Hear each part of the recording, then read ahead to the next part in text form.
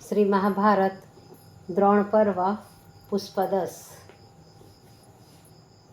कृष्ण और अर्जुन की मंत्रणा और भयभीत हुआ जयद्रथ का विचारों का दर्शन हम इस वीडियो में करेंगे।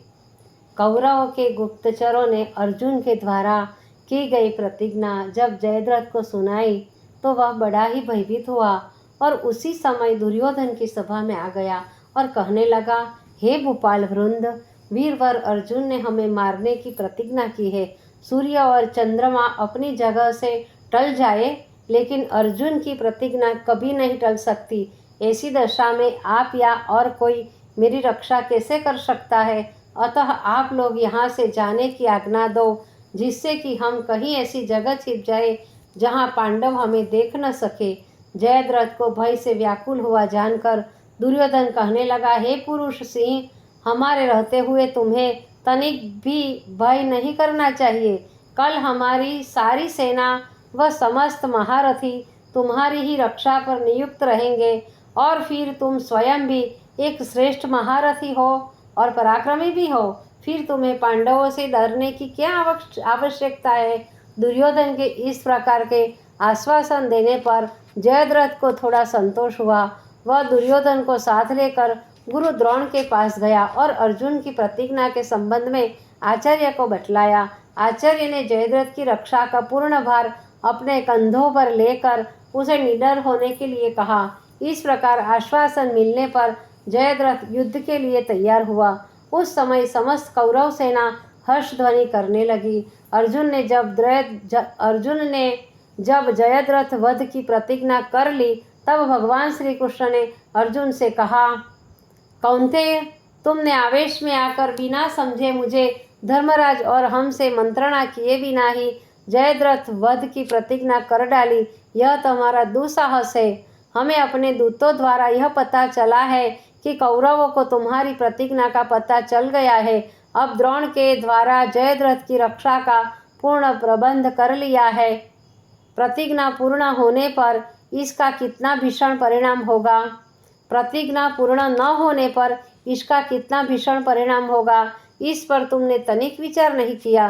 तब अर्जुन ने कहा, हे यादवेंद्र, आपकी कृपा से मुझे इस संसार में क्या दुर्लभ है? अखिल विश्व की विभूति के स्वामी जब मेरे रक्षक है तब मुझे किस बात की चिंता है? ब्राह्मण में सत्य, साधुओं में नम्रता और अग्नि में तेज का होना जैसे निश्चित है, उसी प्रकार जहाँ आप हो वहाँ विजय भी निश्चित है। और फिर आपका सखा यह अर्जुन भी तो किसी बात में कम नहीं। केशव में योद्धा हूँ, गांडीव धनुष है और आप सारथी है। यह सब होते हुए मैं किसे नहीं जीत सकता? कल प्रातः काल ही हमारा रथ तैयार करने की कृपा कीजिए। तदंतर श्री कृष्ण पुत्र शोक से पीड़ित सुभद्रा और उत्तरा के पास गए और बड़े ही मधुर और सार भरे वचनों से उन दोनों को समझाया। सुभद्रा, उत्तरा व द्रौपदी को आश्वासन देकर महात्मा श्री कृष्ण पुनः अर्जुन के पास आए और अर्जुन को शयन करने का आदेश देकर तथा रात्रि में उनकी रक्षा का संतोषजनक प्रबंध करके अपने शयन मंदिर में गए। लेकिन विविध प्रकार की चिंताओं के कारण उन्हें निद्रा न आई। वे दारुक से बोले, दारुक पुत्र, शोक के आवेश में अर्जुन ने जयद्रथ का वध करने की प्रतिज्ञा कर डाली है, इसलिए हमें ऐसी व्यवस्था करने हैं कि कल अर्जुन जयद्रथ का सूर्यास्त से पहले ही वध कर दे।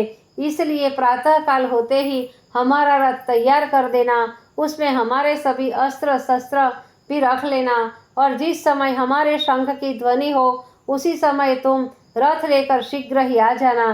दारुक ने अपने स्वामी को उनकी आज्ञानुसार कार्य करने का आश्वासन दिया। इसी प्रकार की बातों में उस रात्रि का अवसान हुआ। प्रातः काल होने पर श्री कृष्ण अपने स्नानादि नित्य कर्म से निवृत्त होकर राजा युधिष्ठिर की सभा में गए। राजा युधिष्ठिर भी उस दिन मंत्रपूत जल से स्नान करके एक महीन वस्त्र पहने श्रेष्ठ आसन पर बैठे हुए थे। श्री कृष्ण के आने पर धर्मराज ने उन्हें अर्घ्य पाद्य प्रदान किया, उचित आसन दिया। इस समय समस्त प्रधान महारथी व अन्य पांडव भी आए और अपने अपने नियत स्थानों पर बैठ गए। तब राजा युधिष्ठिर ने श्री कृष्ण से कहा, परमात्मन, हम सब बंधु आपकी शरण में हैं। हमारा सुख और हमारे प्राणों की रक्षा आपके अधीन है। हे केशव, आप ऐसी कृपा कीजिए जिससे अर्जुन की हुई प्रतिज्ञा सत्य हो। श्री कृष्ण बोले, राजन, आप इतने चिंतित क्यों होते हो?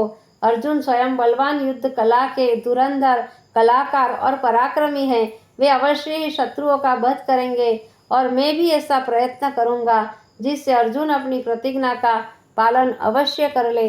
तत्पश्चात धर्मराज की आज्ञा पाकर सब लोग अस्त्र शस्त्रों से सुसज्जित होकर युद्ध के लिए तैयार हो गए।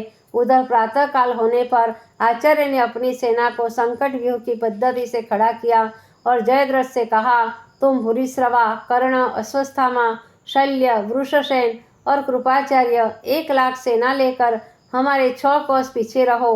वहाँ पांडव तो क्या, देवता भी तुम्हारा कुछ अनिष्ट नहीं कर सकते।